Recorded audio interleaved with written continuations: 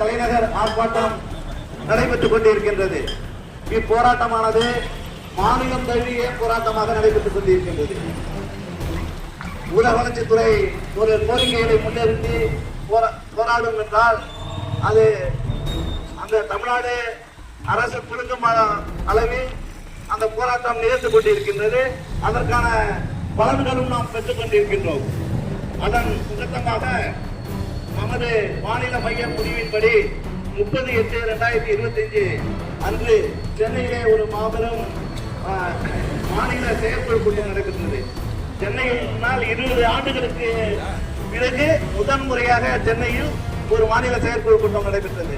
அந்த செயற்குழு கூட்டத்தில் இந்த தீர்மானங்களை, இந்த கோரிக்கைகளை முன்னெடுத்தோம். இது ஒருவர் அல்ல, இருவர் அல்ல. அந்த கோரிக்கையை முன்னெடுக்க அத்தனை மாவட்டங்களும் சேர்ந்து ஒரு சாராக எல்லாருக்கும் கிடைக்கக்கூடிய கோரிக்கைகளாக ஊராட்சி செயலரிலிருந்து, வட்டார வளர்ச்சி அலுவலரிலிருந்து, உதவி இயக்குநரிலிருந்து, பொதுவான பொது கோரிக்கையிலிருந்து எல்லா கோரிக்கையும் மறுத்தெடுத்து 30/8/2025 அன்று சென்னை மாநகரிலே அந்த கோரிக்கைகள் மறுத்தெடுக்கப்பட்டது. அந்த கோரிக்கையின் முகந்தமாக இன்று அந்த கோரிக்கை நிறைவேற்ற கோரி இந்த மாவட்ட தலைநகர் ஆர்ப்பாட்டம் நடைபெற்றுக் கொண்டிருக்கின்றது. நமது தமிழ்நாடு ஊரக வளர்ச்சித்துறை சங்கம் கடந்த காலங்களில் போராட்ட காலங்கள் இருந்தாலும் பல வெற்றிகளை பெற முடியாமல் நாம் பின்னோக்கி போய் கொண்டிருக்கிறோம். ராமநாதபுரம் மாவட்டத்தில் ஒரு புதிய அத்தியாயம் துவங்கி அந்த ராமநாதபுரம் மாவட்டத்தில் உருவாகிய புயல், அந்த புயலின் அடிப்படையிலாக நமது மாநில தலைவர் காந்திமதிநாதன் அவர்கள் தேர்ந்தெடுக்கப்பட்டார்கள். மாநில பொதுச் செயலாளர் பிரபு அவர்கள் தேர்ந்தெடுக்கப்பட்டார்கள். இவர்களின் நடவடிக்கைகள் தொடர்ந்து நமது ஊரக வளர்ச்சித்துறை அலுவலக சங்கத்தை தலை நிமிர்ந்து நிற்க செய்தது. அதன் அடிப்படையில் நாம் அதுக்கு பிறகுதான் நாம் பல கோரிக்கைகளை வந்திருந்தோம். அப்படி கோரிக்கைகளை வென்றெடுத்த சுற்றறிக்கையெல்லாம் நாம் பெற்றிருந்தோம். அந்த சுற்றறிக்கையின் அடிப்படையில் ஆய்வு கூட்டம் 15 நாளுக்கு ஒரு தடவை இது பண்ணணும். 20 நேரங்கள் ஆய்வு கூட்டம் வைக்கப்படாது. அதே மாதிரி பிறந்துற பணிகள், முந்தைய தலைப்பு பணிகளில் பணியிட இடங்களை நிரப்புதல், அந்த மாஸ்க் கிளீனிங் சனிக்கிழமை வச்சிருந்தாங்க. அந்த நம்ம அலுவலக சங்கம் அதற்கு மனு கொடுத்து அந்த மாஸ்க் கிளீனிங்கை ரத்து செய்தது. அதே போல கருணை அடிப்படை பணி நியமனம் வரன்முறை மாவட்ட ஆட்சியர் அவர்களே செய்யலாம் என்று, அதே மாதிரி கருணை அடிப்படை பணி நியமனமும் விரைவாக செயல்படக்கூடிய அளவில் அதற்கு ஒரு ஜீவோ. அதே மாதிரி PMAY வீடு கட்டும் திட்டத்தில் குற்றவியல் வழக்கு ஆணையரின் அனுமதியுடன் தான் அந்த வழக்கு தொடரப்பட வேண்டும் என்ற ஜீவோவை வாங்கினோம். அதே மாதிரி MGNRGS பணியிடத்தில் உதவியாளர் பணியிடத்தை பெற்றெடுத்தோம். ஓவர்சியருக்கு 5 லட்சம் உச்சவரம்பு பெற்றெடுத்தோம். ஊரக வளர்ச்சித்துறை ஸ்ட்ரைக் பீரியட் வரன்முறை பெற்றெடுத்தோம். பல ஆண்டுகளாக இது நம் கோரிக்கையில் இருந்து கொண்டே இருந்தது.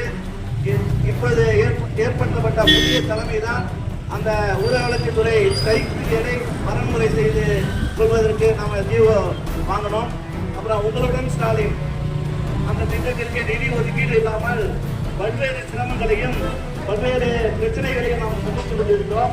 அதன் விளைவாக 18/8/2025 நாம் 1 மணி நேரம் வெளியிடத்து போராட்டம் இருக்கிறோம். அனைத்து வட்டாரங்களிலும் மாவட்ட ஆட்சியர்களும் 1 மணி நேரம் வெளிநடப்பு போராட்டம் இருக்கிறோம்.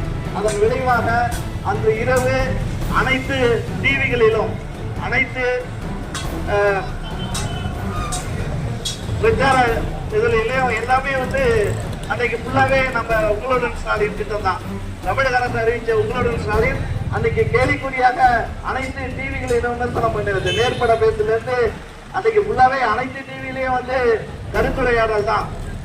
அவ்வளவு பெரிய கருத்துரையாடலுக்கு பின்புதான் முதலமைச்சர் அவர்கள் அதை பார்த்து நிதி இல்லையா எப்படி இது பண்ணுவாங்கன்னு சொல்லி அன்றைக்கே அவர் மறுநாளே மினிஸ்டர் அவையை கூட்டி அதற்கான நிதியை 21/8/2025 என்று நிதியை பெற்றோம். நிதி ஒதுக்கீடு செய்தார்கள்.